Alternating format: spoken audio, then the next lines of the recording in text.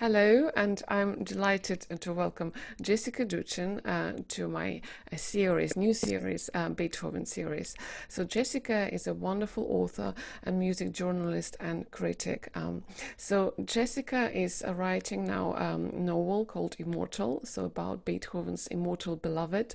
Very exciting topic and very controversial as well because we don't have much information and it's always a mystery. So fantastic to have Jessica with me. And Jessica, to dive straight into the topic, why did you choose on such a subject? It kind of chose me, actually, Julia. It's funny how these topics come and get you from strange quarters. About 6 years ago, I was invited to do a talk in a little Beethoven festival. It was a weekend where a wonderful string quartet was playing all the quartets, and they were interspersing this with lectures and discussions and such like. And they asked me to come and talk about Beethoven's women. And I didn't know anything about Beethoven's women. And I started reading. I've been to the Beethoven house in Bonn and seen the pictures of the potential candidates and had kind of clocked that the most likely candidate, according to them, was Josefina Brunswick, the Hungarian countess who had been Beethoven's pupil. And I began reading some fairly obscure material about this woman, and I just got grabbed by the topic. It could be that it sort of tied rather to my previous novel, Ghost Variations, which is also about two very interesting, powerful musical Hungarian sisters, but of a completely different era. And the more I read, the more convinced I was that Josefina was probably the real thing. And moreover, there was an affair, and there were consequences of this affair.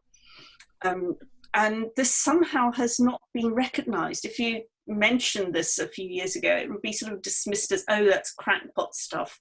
But the Beethoven House in Bonn, which is the center of Beethoven research worldwide, thinks it's true. And I'm willing to listen to them rather than to certain academics in America who seem to try and psychoanalyze Beethoven posthumously and would come up with other solutions which are equally unprovable. In the end, the only way to prove whether this theory is true or not is to dig up the skeleton of Beethoven and this woman who may have been his daughter and see if the DNA matches. And I don't blame anyone for not wanting to do that. Gosh. So we will probably never know for sure, but to me the circumstantial evidence is strong. And this just got under my skin, and I wanted to write a novel that would bring it to a wider, more general audience than might otherwise be able to access it. Was it very difficult to find the information about Beethoven's beloved? There's a lot of information floating around, but you do have to do some digging, and then you have to evaluate the worth of what you have dug up. So although my chief source really has been an academic who unfortunately died last year. Sure. She was a Canadian academic working in Vienna. And she wrote extensively on Beethoven and I think even more on Schubert. But she's written some very strong, very sane and relevant articles about this topic. And I was trying to get in touch with her and I couldn't get a reply. And then I heard that she had died last September, which was exactly the time I've been digging on LinkedIn to see if I could find her. So that was an absolute tragedy. I'm very sad that I've never had a chance to have a discussion with her. There was also an important book written in Germany in 1983 called Beethoven and His Immortal Beloved by an academic, Marie Elisabeth Tellenbach. It's out of print. I had to get a copy through various secondhand channels. on the internet, and there is an English translation by someone who was absolutely obsessed with this topic and translated all sorts of very useful, completely obscure, completely out of print books, but translated them really horribly. Oh. I mean, they're awful things to read. And I had to try and get the original German and sort of filter through it and see if I could make the English a bit more readable when I was trying to quote bits here and there. So that kind of thing has been challenging and difficult. And then, of course, there are all the biographies which all present different theories. And then you have to look at the circumstantial evidence there as well and see what you come out with. So it's a very, very difficult process. And in a way, this is almost why I wanted to do it as a novel rather than as narrative nonfiction, because in a way it always will be. We're never really going to know. And it brings it to bring the plausibility to life and get into those characters and show how it relates to issues that are still very current today. I felt this was the most honest approach. Sure. Jessica, very interesting. I mean, you mentioned this sort of circumstantial sort of things around it. Could you name a few that really made you think that, you know, you're on the right track and this Josephine? There was a set of love letters written by Beethoven to Josefina in the years sometime between 1804 and 1809. Beethoven is terrible this way. He doesn't put dates on his letters. He'll put the 3rd of July, but he won't put which year. So a lot of these letters have not been totally definitively dated. And these were not published until 1957. They'd been lurking somewhere and they came to light, I think, in America. And these letters, he is madly in love with this woman. She had been widowed at the start of 1804. He had known her since 1799. So he had always carried a torch for her, but never really allowed it to develop. And then once she was widowed, the whole thing comes out and he lays siege to her and he's pursuing her and he's seeing her all the time. He's teaching her piano. She's a very fine pianist. He's using music and love to bring her back to life and to rescue her. And the language in which he addresses her in these genuine letters is very, very close to the language he uses in the Immortal Beloved letter. He's always calling her my angel. He's always saying, never can another own my heart. He's using phrases that he doesn't write to anybody else, as far as we've ever found. So that's one thing. The other piece of fairly strong circumstantial evidence is that the letter to the Immortal Beloved is dated the 6th and 7th of July. It's been traced over 200 years to 1812. And on the 9th of April, was it the 8th of April? I think it was the 8th of April, 1813, which is exactly 9 months later, Josefina has a little girl. Wow.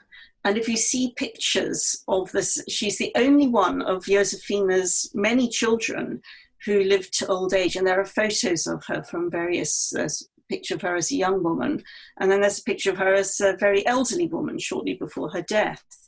And she really looks like Beethoven. Wow. In the young picture, she's got these round, very beady eyes sort of glowering out.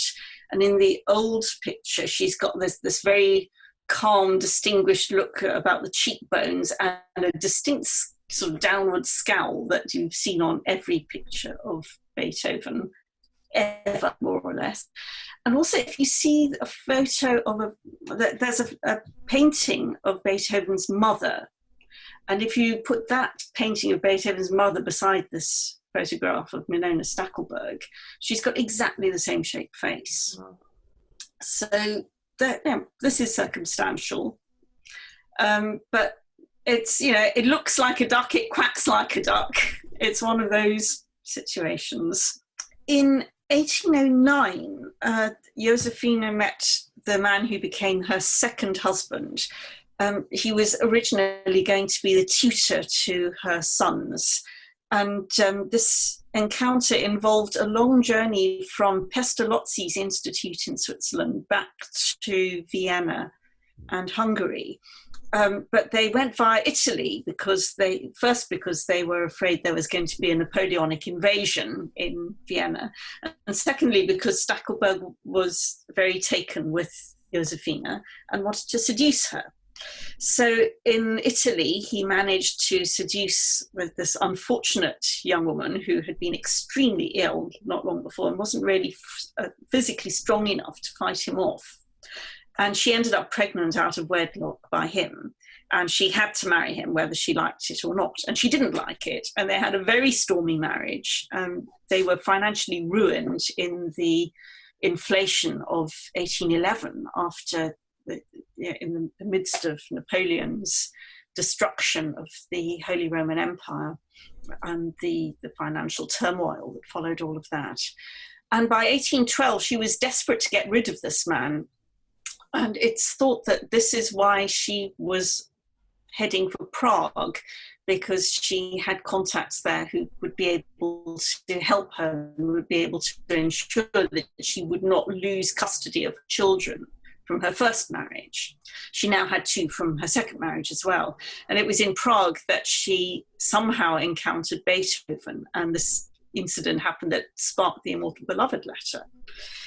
But by the time her child was born the following April, Stackelberg had disappeared from her life and then come back again, and then had probably left yet again, leaving the whole situation extremely turbulent and leaving Beethoven in a very, very difficult position, because he wanted more than anything else to have a normal family life and to be a father and to be have a proper life like everyone else and not have this hermetic sort of enforced existence that he had been living.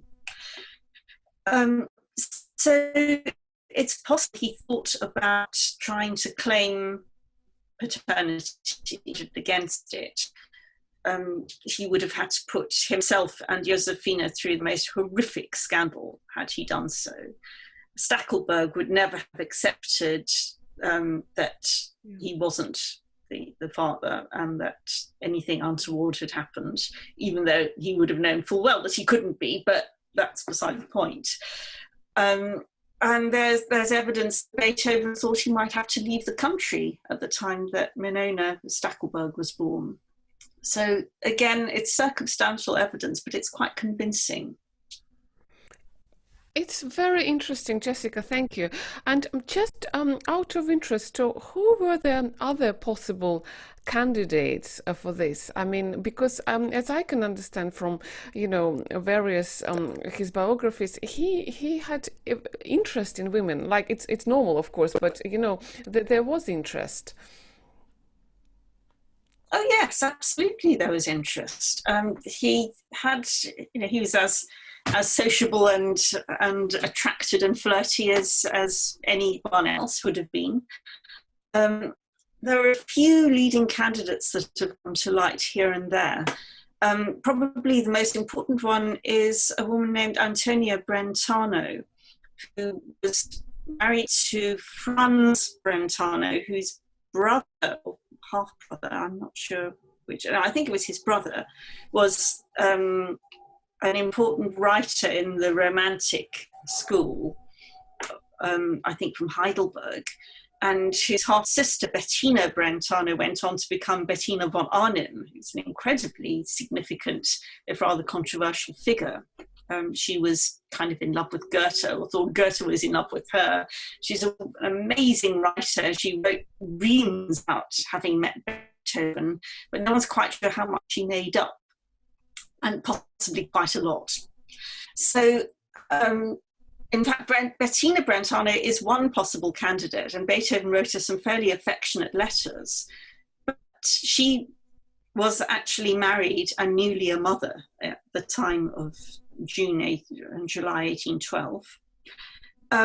Her half-brother's wife, Antonia, becomes very significant in Beethoven's life because her husband is a patron of Beethoven, so he's actually supporting him financially, giving him help at a time when the princely patrons who Beethoven had depended on were largely defaulting on their commitments because they'd been ruined by the Napoleonic Wars largely. Antonia had lost her father and was kind of mired in a post-bereavement depression. She couldn't pull herself out of this. And while she was in Vienna trying to sort out the estate and trying to get over the situation, Beethoven would spend hours with her, playing the piano to her and improvising for her. It seems he almost had a gift for music therapy. He would be able to improvise for people and somehow tunnel into their state of being and translate it into music, so that would give them, they would identify it, they would weep, and they would have some sort of release for those emotions.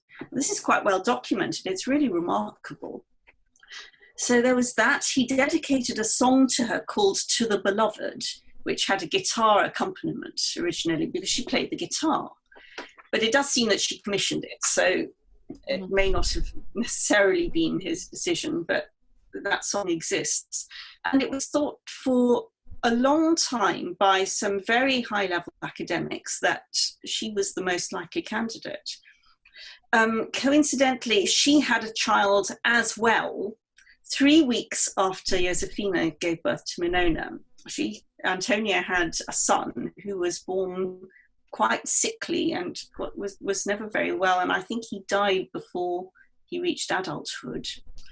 But the other thing is that she was actually in Prague at the right time and is known definitely to have been in Prague at the right time. The fact that she was actually with her husband and her children in Prague and left at 6 o'clock in the morning that day seems to have not bothered certain people too much, but it certainly bothered the people who've written about Josefina. So she was plausible, and some very important works are dedicated to her. But somehow it doesn't stack up emotionally to me because Beethoven is known to have been a very high-minded, idealistic character. He always said that he would never have an affair with a married woman. At the time he ran into Josefina, she didn't consider herself married because she was trying to get rid of Stackelberg. But Antonia was married to a really good friend of his who was giving him financial help. And just after this incident happened, he went and spent about 3 weeks with them in a spa town.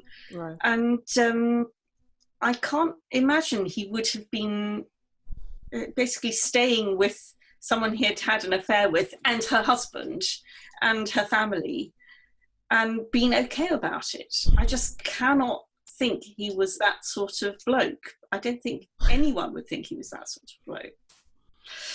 So this is the kind of thing we're up against when trying to weigh up who this woman really was.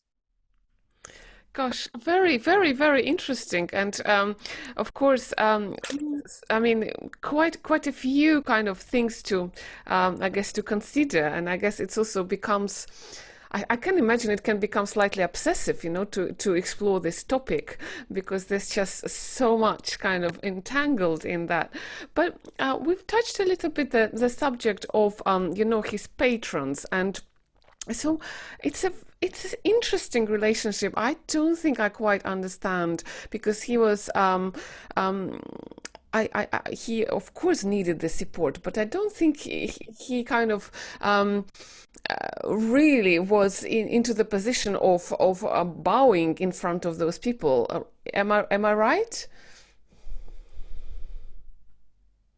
Well, he refused to bow in front of them, and it's a very paradoxical situation, which is one reason it's so confusing. Because if you think about it, before Beethoven, and especially before Mozart, who I think was the first to try and break away from these structures, most composers had jobs as Kapellmeisters or head of, Bach was head of music in basically the whole of Leipzig. Haydn wore livery as a servant, essentially, at the Esterházy Palace for much of his life, and was really amazed when he reached London and discovered he was a superstar. He just hadn't expected it. And Beethoven didn't want that. Beethoven was going to be the Napoleon of music. He was going to be the self-made man. He was the independent, original freelancer. But the weird thing about this is that it means that instead of being dependent on one patron for his living, he was dependent on loads of patrons. So he wasn't really as independent as he would have liked to be. And he had really to please the people who were buying or paying for his music. Now, he got around this for a while with the help of some aristocratic friends who would initially got together to provide him with a stipend. So they would kind of invest a certain amount in him every year so that he didn't have to worry about money.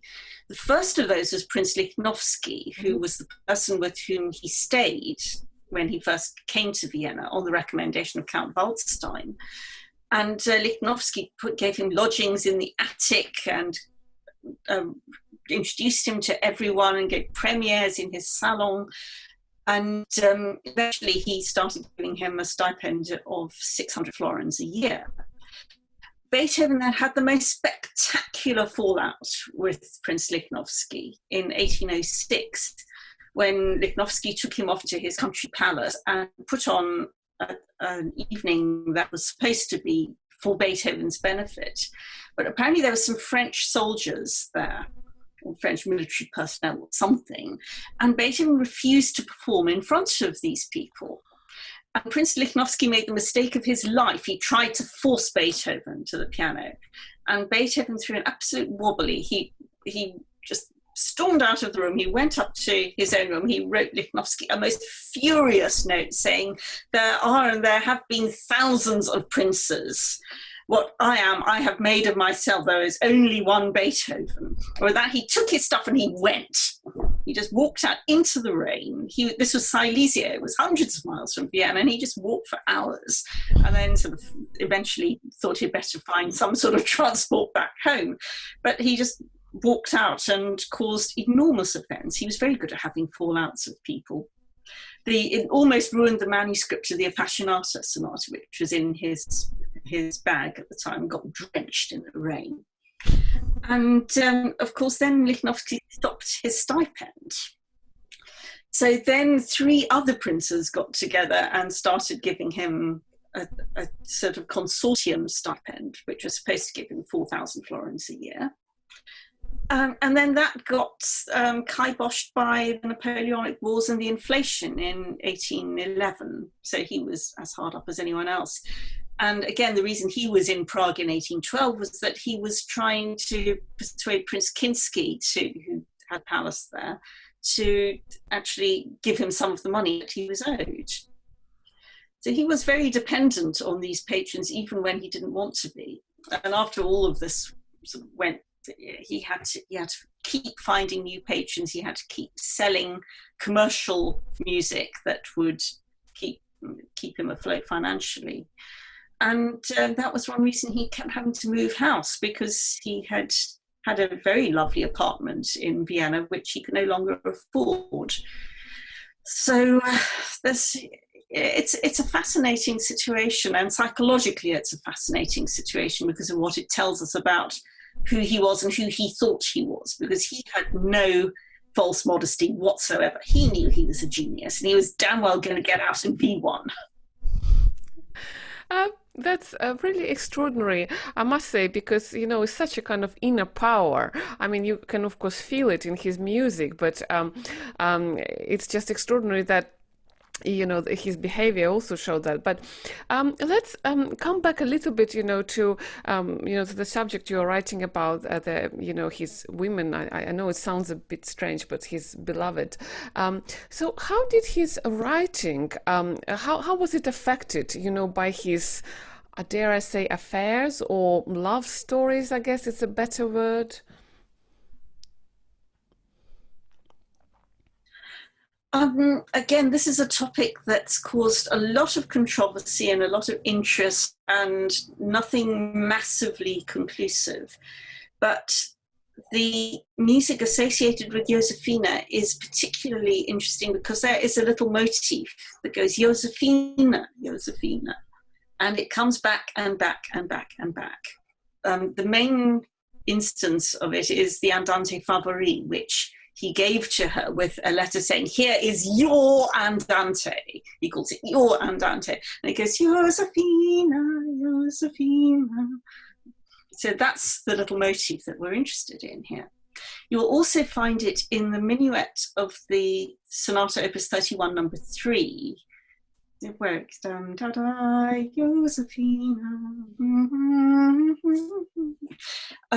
There's a song that he wrote for Josefina and Therese, her sister, when he first met them in 1799. It's called Ich denke dein. And it's Ich denke dein. So that motif is actually there from the very start. It says, I'm thinking of you. It's a Goethe poem. You find this in the string quartet opus 95 in the sets of all places. You find it in opus 109, you find it in opus 110, you find it in opus 111. You find it in, there's another thing, it's escaped me. There's something, Andi Ferner Geliebte, you find it in Andi Ferner Geliebte all over the place. It is the thing that Schumann quotes to Clara as his message to his distant beloved. It's that thing. Wow. So Schumann is actually quoting Beethoven's message to Beethoven's immortal beloved without even knowing it.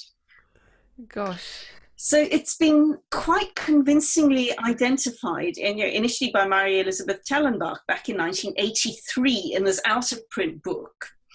And it's been, finally it is gaining some currency. In fact, there was an Estonian composer who wrote an opera based on the life of Minona, which was premiered this January in Regensburg. And he talks about this in his interviews. So he's gone into it really quite deeply. And we may not want to believe it, but there it is in the music, and you can sort of make of it what you like. It's not identical every time. It's always a little bit varied, but Beethoven is always writing variations. It doesn't mean it isn't the theme of those variations. No, that's of course fascinating, but so I mean Beethoven and Josephine. I mean, did they have any future? I mean, if she didn't, let's say, marry, what could it be the match? I mean, because of course in the society, I mean, I don't know, he was a composer, she was probably a noble woman.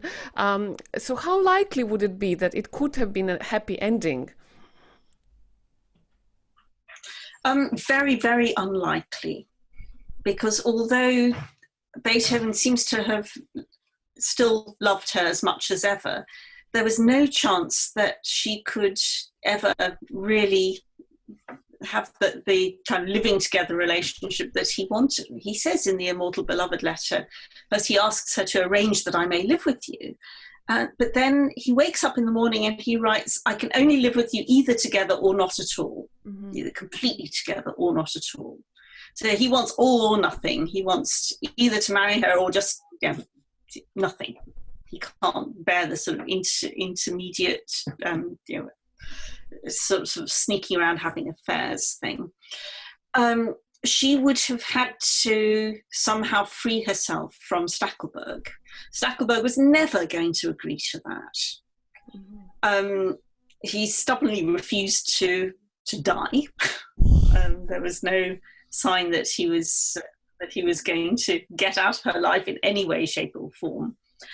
And even if he had, she would have had to take quite a big gamble in actually marrying Beethoven, because she would have lost her status as a noblewoman. And the danger then was that her children would have been taken away from her and sent to guardians. Her first husband was from an extremely well-connected Bohemian aristocratic family, and they would have seen to it that the children of their family would have kept their noble status, so they would have taken them away from her. And she was desperate not to be separated from her children. Mm-hmm. So it was doomed, really. The social structures meant that they were, Teresa, her sister, certainly regarded Beethoven and Josefina as soulmates, and she said they were made for each other.